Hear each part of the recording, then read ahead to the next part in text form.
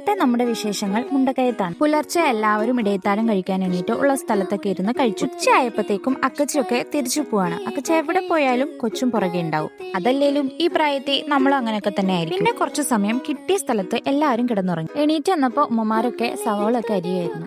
ഈ മരത്തിലൊക്കെ തിന്നാൻ കൊള്ളണതാണത്രേ. എന്നാ പിന്നെ അതൊന്ന് കാണണല്ലോ. പറിക്കാൻ പോയതേ ഓർമ്മയുള്ളൂ. പിന്നെ അതിലെ മുള്ളൊക്കെ കയ്യിലാകെ കുത്തിക്കയറി. അപ്പോഴത്തേക്ക് സവോള അരിയാനുള്ള ആൾക്കാരുടെ എണ്ണം കൂടിയിട്ടോ. ഇതെന്റെ അക്കച്ചി അണ്ണച്ചിയാണ്. ഉറങ്ങി എണീറ്റതിന്റെ ആ ഒരു ഹാങ് ഓവറിലാണ് എല്ലാവരും ഇരിക്കുന്നത്. അങ്ങനെ ഇപ്പൊ വെറുതെ ഇരിക്കണ്ട, ഇടവേളകൾ ആനന്ദകരമാക്കാൻ എന്റെ വീഡിയോസ് എന്നെ കണ്ടോളാൻ ഞാൻ അവരോട് പറഞ്ഞു.